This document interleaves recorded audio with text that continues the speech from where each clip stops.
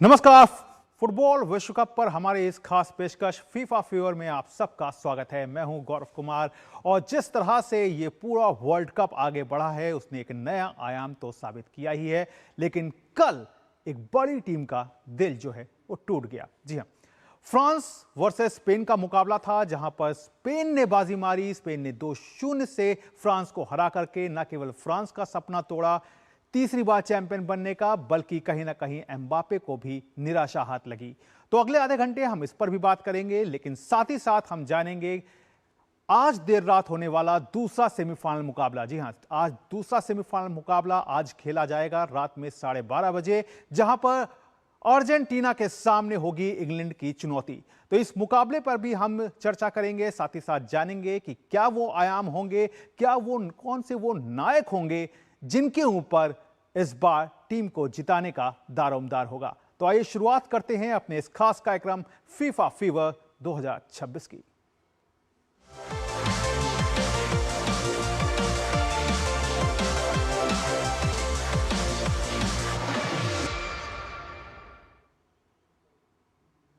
तो सबसे पहले बात शुरू करते हैं स्पेन की जीत के साथ। स्पेन ने जो दमदार अंदाज में अपने आप को सामने रखा है, और कहते हैं ना कि अगर सही मौके पर अपने आप को सही तरीके से सामने लाएं तो फिर वही टीम जो होती है वो असली होती है। तो स्पेन ने फ्रांस को 2-0 से हराकर फीफा विश्व कप के फाइनल में जगह बनाई। टूर्नामेंट की प्रबल दावेदार मानी जा रही फ्रांस की टीम और उसके स्टार खिलाड़ी किलियन एम्बापे इस मुकाबले में कोई खास कमाल नहीं कर पाए। इस शानदार जीत के बाद AT&T स्टेडियम में स्पेनिश प्रशंसकों ने जमकर जश्न मनाया। देखिए हमारे संवाददाता अभिषेक महाजन की यह खास रिपोर्ट।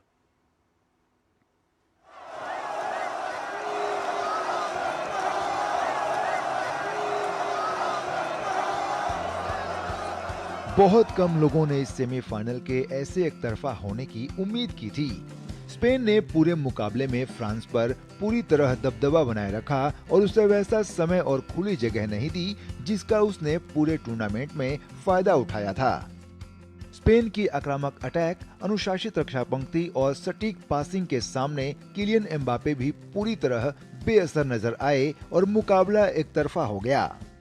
स्पेन के लिए मिकेल ओयारजाबाल ने 22वें मिनट में पहला गोल कर टीम को बढ़त दिलाई। इसके बाद दूसरे हाफ की शुरुआत में पेड्रो पोरो ने दूसरा गोल कर बढ़त को दोगुना कर दिया।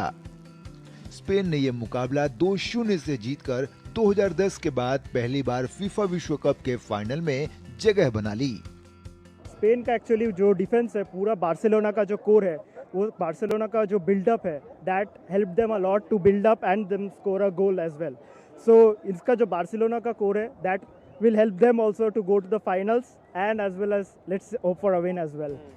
स्पेन की जीत के साथ ही AT&T स्टेडियम के बाहर स्पेनिश प्रशंसकों का उत्साह देखते ही बन रहा था। समर्थकों ने इस ऐतिहासिक जीत का जमकर जश्न मनाया। अब स्पेन 16 साल बाद एक बार फिर विश्व फुटबॉल का सबसे बड़ा खिताब जीतने से सिर्फ एक कदम दूर है। फाइनल में उसका सामना इंग्लैंड और अर्जेंटीना के बीच होने वाले दूसरे सेमीफाइनल के विजेता से होगा। स्पेन ने सेमीफाइनल में न सिर्फ एक बड़ी जीत दर्ज की है, बल्कि अपने इरादों का भी एक दमदार ऐलान कर दिया है। अब विश्व कप जीत से स्पेन सिर्फ एक कदम दूर है। कैमरामैन शुभम शर्मा के साथ अभिषेक महाजन, DD न्यूज़, आर्लिंगटन, टेक्सास। तो स्पेन की शानदार जीत के बाद AT&T स्टेडियम के बाहर जश्न का माहौल देखने को मिला। इस मुकाबले को देखने के लिए भारत से भी कई फुटबॉल प्रशंसक आर्लिंगटन पहुंचे थे। हमारे संवाददाता अभिषेक महाजन ने मैच के बाद उनसे खास बातचीत की। कुछ फैंस हमारे साथ हैं, कुछ इंडियन फैंस हैं जो स्पेन को भी सपोर्ट कर रहे थे, कुछ फ्रांस को सपोर्ट कर रहे थे। आप क्या कहना चाहोगे? कमाल का गेम देखने को मिला, लेकिन कहाँ चूक हो गई फ्रांस से? बहुत ज़्यादा अच्छा गेम था। स्पेन ने बहुत अच्छा ज़्यादा खेला, बट मैं फ्रांस का फ़ैन हूँ तो ऑफ कोर्स आज मुझे ऐसा लगा कि स्पेन का डिफेंड एंड अटैक मतलब बहुत ही ज़्यादा टाइट था, बहुत ही ज़्यादा they are dominating the game. France हार गया, लेकिन स्पोर्टिंग स्पिरिट है, खेला अच्छा हुआ। आपने भी फ्रांस की जर्सी पहनी है, लेकिन अनफॉर्चुनेटली कहाँ चूक रह गई, कहाँ कमी रह गई फ्रांस से? आई थिंक फ्रांस स्पेन का एक्चुअली डिफेंस ज़्यादा अच्छा था और फर्स्ट हाफ में स्पेन इतना अच्छा डिफेंस किया कि फ्रांस ज़्यादा पुश कर रहा था, तो आई फील कि वहाँ पे फ्रांस का थोड़ा चूक हो गया। आज पेनल्टी भी मिल गई। पेनल्टी तो मिली गई, वो तो अलग बात है, वो पेनल्टी मिलने के बाद ही थोड़ा उनका गेम थोड़ा अलग हो गया। हम डेम्बेले की बात करें, ओलिसे की बात करें, एम्बापे की बात करें, लेकिन ट्राई ज़रूर किया। एम्बापे ने 1-2 गोल ज़रूर हो सकते थे, लेकिन जो स्पेन ने खेल दिखाया उसकी शायद उम्मीद बहुत लोग नहीं कर रहे थे। स्पेन का एक्चुअली जो डिफेंस है, पूरा बार्सिलोना का जो कोर है, वो बार्सिलोना का जो बिल्डअप है, that help them a lot to build up and them score a goal as well. So इसका जो बार्सिलोना का कोर है, that will help them also to go to the finals and as well as let's hope for a win as well. चलिए, आप क्या उम्मीद कर रहे हैं कि फाइनल में अर्जेंटीना सामने हो या इंग्लैंड सामने हो, लेकिन स्पेन फाइनल जीतने जा रही है? For me, I am a hardcore Argentina fan, but for today, I am a Spain fan. But in the final, if Argentina goes, I am Argentina fan. France की Jersey आपने भी पहनी है, लेकिन क्या कहना चाहेंगे कि फ्रांस हारी, दुख हुआ? नहीं, फ्रांस हारे दुख तो हुआ ही है, बट स्पेन खेला बहुत अच्छा ही किया है। जो आदमी अनएक्सपेक्टेड था, उनका डिफेंडर बहुत अच्छा ही हुआ है और जो अच्छा खेला वो जीता, यही मेरा। चलिए, आपकी टीम तो यहाँ पर जीत गई। फाइनल में अब कौन सी टीम आप चाहते हो, अर्जेंटीना या इंग्लैंड?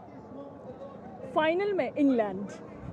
या इंग्लैंड इंग्लैंड मैं चाहती हूँ, थोड़ा नया विनर होना चाहिए। हाँ चलिए, ठीक है, बहुत शुक्रिया हमसे बातचीत करने के लिए। तो ये भारत से आए हैं फीफा वर्ल्ड कप का आनंद उठाने के लिए, और कुछ स्पेन के फैंस हैं, कुछ फ्रांस के फैंस हैं, लेकिन जैसा इन्होंने कहा कि ये चाहते हैं कि स्पेन और अर्जेंटीना का फाइनल हो और उसमें स्पेन जीते। चलिए, बहुत शुक्रिया हमसे बातचीत करने के लिए। कैमरामैन शुभम शर्मा के साथ अभिषेक महाजन, डीडी न्यूज़, आर्लिंगटन, टेक्सास। तो वाकई ये जीत पड़ी है, इसलिए हमने कुछ बड़ी बातों को भी यहां पे सामने रखा है कि स्पेन की फ्रांस पर 2-0 की शानदार जीत की कुछ खास बातें सामने हैं, जो इस जीत को इस देश के लिए और भी ज्यादा खास बना रही हैं।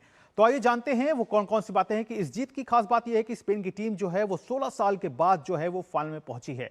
इस जीत में स्पेन का डिफेंस जो है वो बेहद मजबूती के साथ दिखा, जिसे फ्रांस की टीम जो है वो भेद नहीं पाई। 2010 के बाद स्पेन दूसरी बार जो है वो फाइनल में पहुंचा है। स्पेन की इस जीत के बाद एम्बापे और फ्रांस का तीसरी बार विश्व कप जीतने का सपना भी जो है वो टूट गया। स्पेन की टीम को मिकेल ओयारज़ाबल ने पेनल्टी पर बढ़त दिलाई, जबकि पेड्रो पोरो ने इस जीत पर मोहर लगाई। स्ट्राइकर मिकेल ओयारज़ाबल का विश्व कप में यह 5वां गोल रहा। स्पेन का गेंद पर जो पोजीशन था वो भी बहुत शानदार रहा, 51% रहा, यानी कि कंट्रोल जो था वो काफी रहा, जबकि फ्रांस का पोजीशन जो था 49% रहा। मिकेल ओयारज़ाबल ने एक बार फिर से खुद को कहीं ना कहीं साबित किया कि वो बड़े मैचों के खिलाड़ी हैं। 2022 के विश्व कप में वो नहीं खेल पाए थे, लेकिन स्पेनिश टीम विश्व कप अब जीत से सिर्फ एक जीत दूर है। और सबसे बड़ी बात क्या है कि स्पेन की टीम फाइनल तक जो पहुंची है, यहां तक पहुंचने में उसके खिलाफ सिर्फ एक गोल आया, और वो भी सिर्फ बेल्जियम ने किया था क्वार्टर फाइनल मैच में। तो आप खुद अंदाजा लगा सकते हैं कि किस तरह का यहां पर एक मुकाबला जो है वो देखने को मिला है। तो इस पर और ज्यादा चर्चा करने के लिए हमारे साथ हमारे एक मेहमान जो हैं वो मलय नीरव, खेल पत्रकार, हमारे साथ जुड़ चुके हैं। मलय, सबसे पहले आपसे इस बात को जानना चाहेंगे कि क्या आपको बड़ी वजह दिखी, क्योंकि फ्रांस की डेप्थ की बहुत ज्यादा बात हो रही थी, फ्रांस के अटैक की बहुत ज्यादा बात हो रही थी, स्पेन का डिफेंस मजबूत था, लेकिन अगर दोनों टीमों को कैलकुलेट करें, उनके पूरे कैंपेन को निकाल कर देखें, तो जिस तरह से स्पेन ने एक स्लोअर स्टार्ट की थी, फ्रांस की दमदार अंदाज में शुरुआत हुई थी, उसको देखते हुए लग रहा था कि फ्रांस जो है वो यहां पर भी कहीं ना कहीं अपनी जो सेंध है स्पेन के डिफेंस में लगाने में कामयाब होगा, लेकिन ऐसा हुआ नहीं। बिल्कुल, देखिए, फ्रांस जब सेमीफाइनल में पहुंची फ्रांस की टीम, तो कोई बहुत कड़ा मुकाबला अभी तक उसने नहीं किया था। स्पेन की टीम बड़ी स्ट्रक्चर्ड टीम है, और फ्रांस की टीम की अगर हम गलतियों की बात करें तो सबसे बड़ी डिफेंस में गलतियां हुई। डिफेंसिव लाइन में कई अनचाही गलतियां हुई। पेनाल्टी के दौरान ल्यूकास डिनिये की चूक के कारण स्पेन को पहला गोल मिला, वहीं दूसरे हाफ में पेड्रो पोरो को डिफेंस में जगह मिल गई, जिसका उन्होंने पूरा फायदा उठाया। एक और बात हुई कि विलियम सलीबा को चोट लगी। मैच के 30वें मिनट में ही फ्रांस के प्रमुख सेंटर बैक हैं वो बाहर चले गए, और उनके जाने के बाद फ्रांसीसी डिफेंस की एक तरह से लय ही टूट गई। ऐसा लगा कि डिफेंस की लय खत्म हो गई। और जो बात रायन शिर्का ने कही है बहुत सही कही है। उन्होंने कहा कि फ्रांस के बहुत नामी फुटबॉल खिलाड़ी हैं। उन्होंने कहा ना हम स्पेन से हारे, ना हम रेफरी से हारे, हम खुद अपने आप से हार गए। खराब फिनिशिंग, आक्रमण में कमी, पूरे मैच के दौरान काइलिन एम्बापे और उस्मान डेम्बेले जैसे स्टार खिलाड़ी को मौका नहीं दिया उन्होंने आगे बढ़ने का। और एक खिलाड़ी जिस पर सबकी नजर थी, ओलिसे, जो कि इतनी उनकी क्रिएटिविटी की चर्चा थी, उनके बारे में हम लोग सब कह रहे थे कि ऐसा अवसर बनाते हैं गोल दागने का। उनको तो ऐसा रोक दिया कि वो जा ही नहीं पा रहे थे स्पेन के हाथ में। तो इस तरह से जो उन्होंने एक मजबूत रक्षा पंक्ति अपनी ऐसी खड़ी की, और जो मिडफील्डर्स उनके थे, जो मिडफील्डिंग थी वो बहुत जबरदस्त थी। और उसने एक मेरे ख्याल से डिशांस जो फ्रांस के कोच हैं, उनसे एक गलती हुई थी।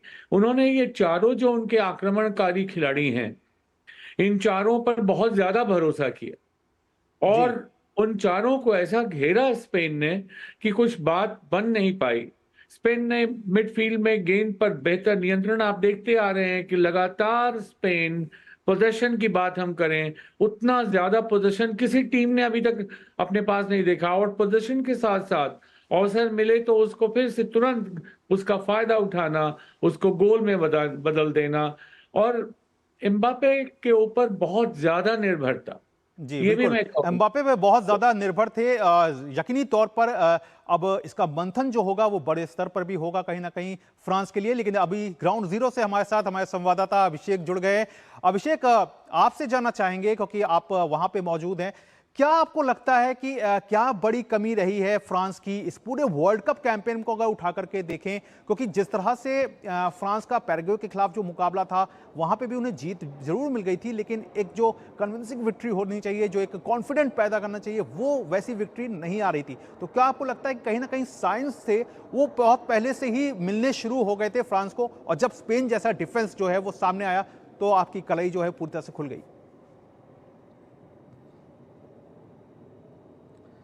बिल्कुल गौरव, हम कह सकते हैं बिल्कुल। अगर आप जैसे मले ने कहा कि फ्रांस को वो शायद टफ कंपटीशन देखने को नहीं मिला था।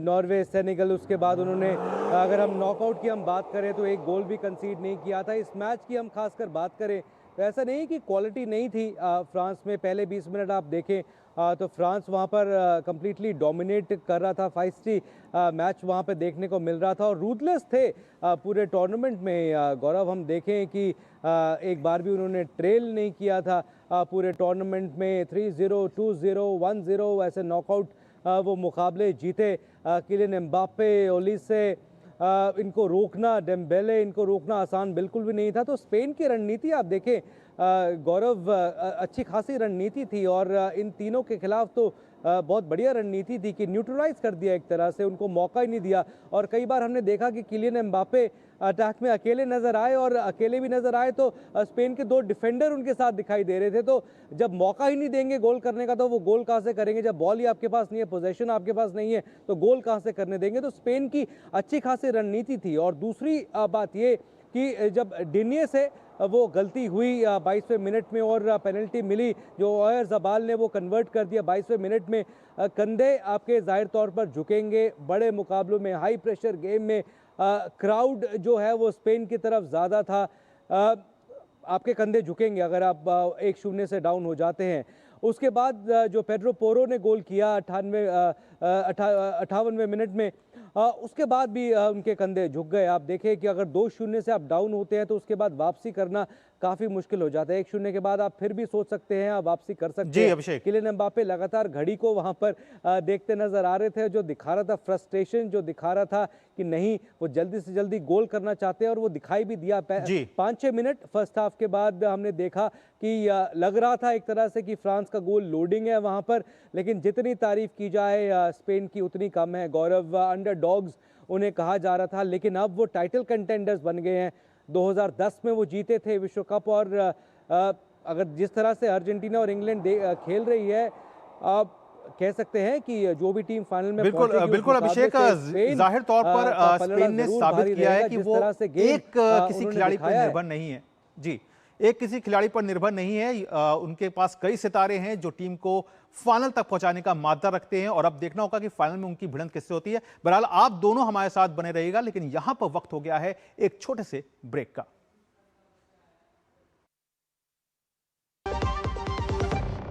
असली सपने वो नहीं होते जो हम नींद में देखते हैं, असली सपने वो होते हैं जो हमें सोने नहीं देते। Hi sir. लेकिन क्या इनके सपने साकार होंगे? इतने बड़े ई-कॉमर्स ऑर्डर के लिए बहुत इन्वेस्टमेंट लगेगी, कहाँ से लाऊंगी सर? आई एम सॉरी, मुझे किसी और के पास जाना पड़ेगा। क्या हो जाएंगे इनके सपने चकनाचूर? अरे नहीं हुजूर, भारत सरकार की PMFME स्कीम है ना, माइक्रो फूड प्रोसेसिंग यूनिट्स हैं, इनको सपोर्ट करने के लिए हमारी सरकार क्रेडिट लिंक सब्सिडी दे रही है। अपना माइक्रो फूड प्रोसेसिंग यूनिट शुरू करने या बढ़ाने के लिए पाएं 35% सब्सिडी अधिकतम 10 लाख तक, जिसे अब फूड प्रोसेसिंग और पैकेजिंग की मशीनरी के साथ ले सकते हैं तकनीकी सहायता भी। आज से हम सॉस और चटनी का भी काम शुरू करेंगे। मदद करे सरकार तो बढ़ता रहे व्यापार।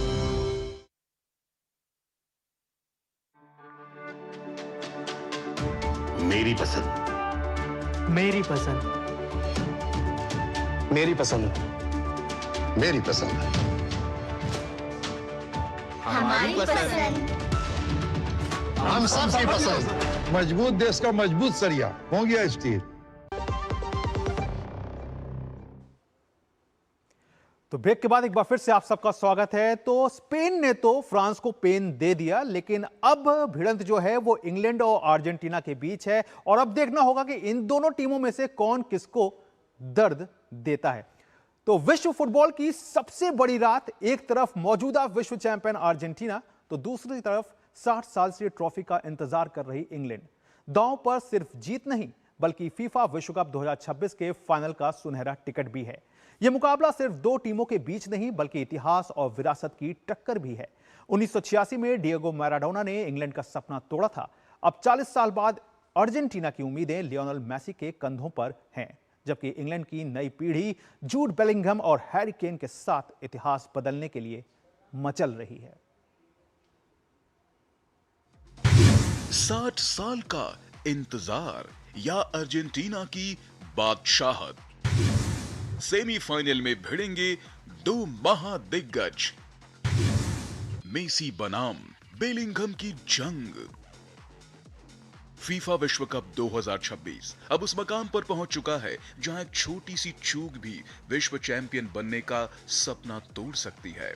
दूसरे सेमीफाइनल में फुटबॉल जगत की दो सबसे बड़ी और ऐतिहासिक प्रतिद्वंद्वी आमने सामने होंगी।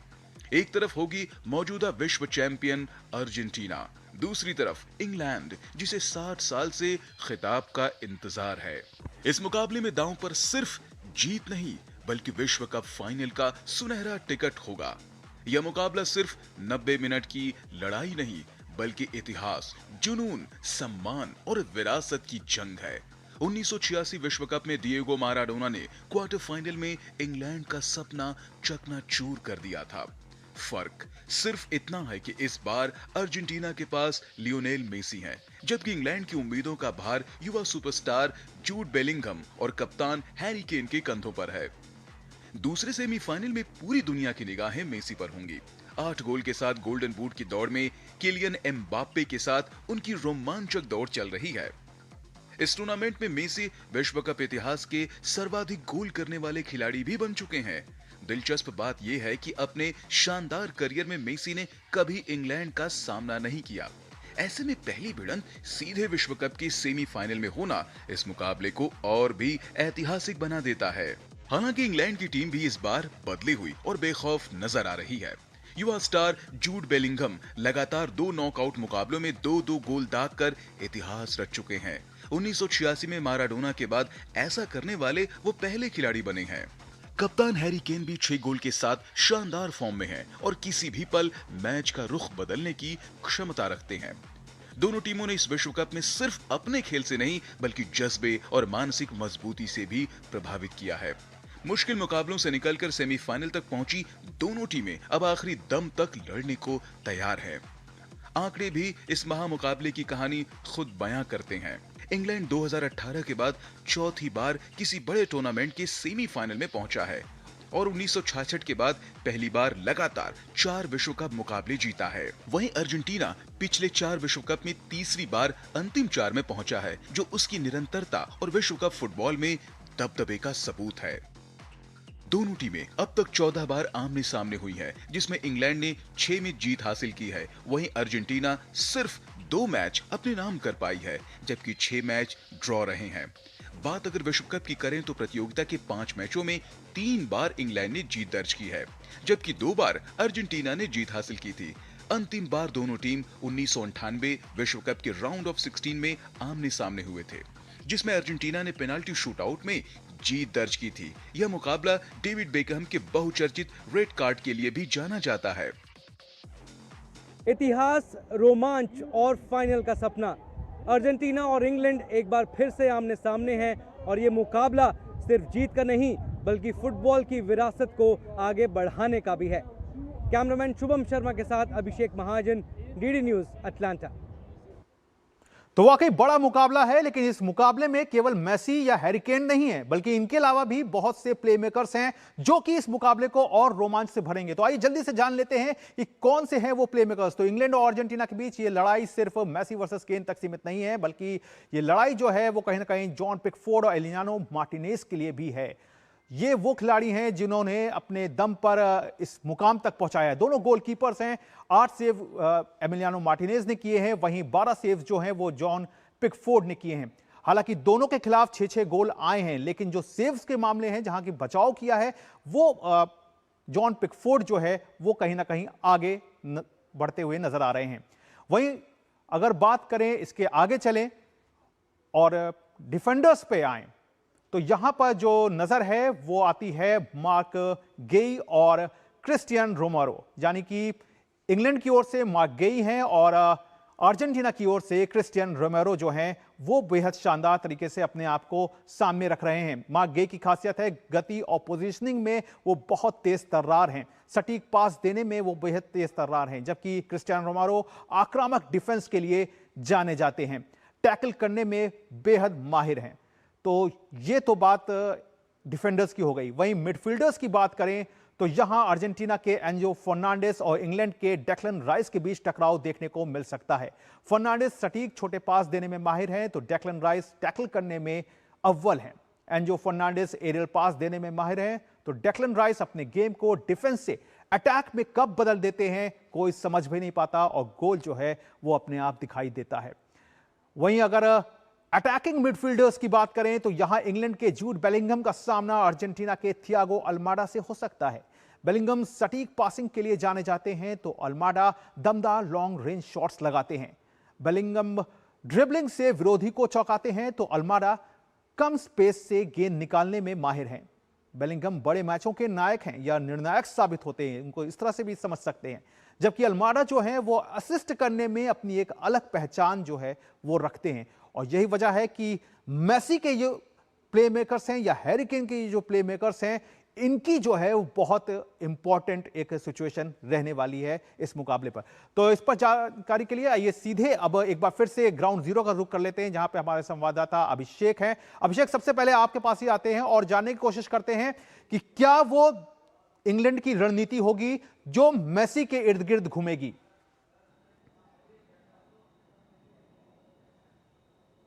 बिल्कुल, मुझे ये लगता है मेसी और बाकी खिलाड़ियों को रोकना, जाओ आपने नाम लिए, हम अल्वारेज की बात करें, लुटारो मार्टिनेज की बात करें, रोमेरो की बात करें, सबसे बड़ी बात गौरव अर्जेंटीना टीम की ये है कि एकजुट होकर खेल रहे हैं, हार नहीं मानते हैं।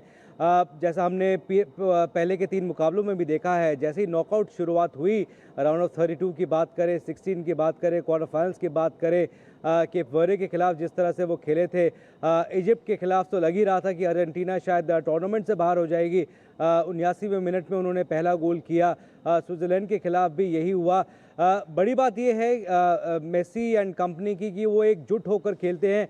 शायद यही सबसे बड़ी वजह है कि वो आगे बढ़ पाए हैं, क्योंकि एक गेम उनका अभी तक दिखाई नहीं दिया है और इंग्लैंड का भी एक गेम दिखाई नहीं दिया है। जैसा हम पहले भी बात कर रहे थे कि इंग्लैंड के जो मैनेजर है वो पुराने जो पिछला मुकाबला खेला गया वो खुश नहीं दिखाई दिए और हैरी केन ने बाकायदा ये कहा भी कि अगर वो खुश नहीं है तो हम भी खुश नहीं हैं, तो हम अपना बेहतर खेल दिखाने की कोशिश करेंगे सेमीफाइनल में अर्जेंटीना के खिलाफ। और जूड बेलिंगम की आपने बात की, गौरव बड़ा खिलाड़ी है और इन पर सबसे ज़्यादा नज़रें होंगी। लियोनेल मेसी और जूड बेलिंगम का सीधा सीधा कंपटीशन है और बैकवर्ड्स नहीं रन करते हैं, पीछे नहीं जाते हैं। तो जूड बेलिंगम की स्पीड और लियोनेल मेसी की स्पीड, ये देखने वाली बात होगी कि कौन आगे बढ़ता है। लेकिन फिर भी अगर आप मेरी राय मांगे, अगर मैं एक फेवरेट टीम चुन सकूं तो शायद अर्जेंटीना है।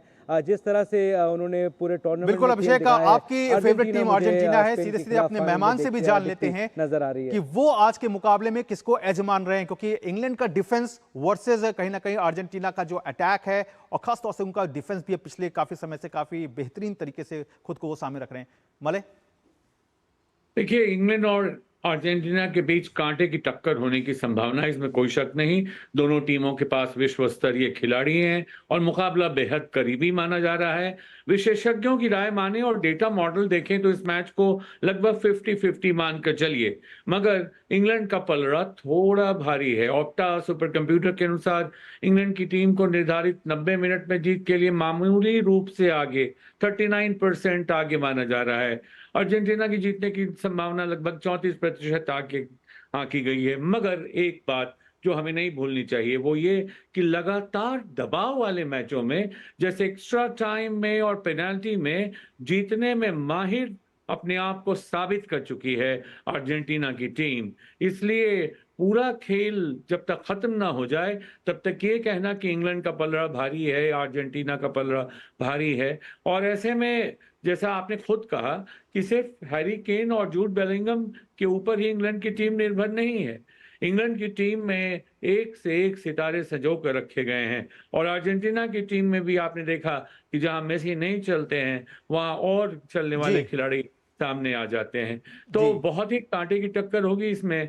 कोई ऐसी संभावना आपको नहीं दिखती कि एक तरफा मैच होगा, अनलेस कि जैसे रात बिल्कुल मलय, जाहिर तौर पर दो बड़ी टीमें हैं, दो विश्व विजेता टीमें हैं। एक ने भले ही 1966 में जीता है लेकिन एक जो है वो डिफेंडिंग चैंपियन है।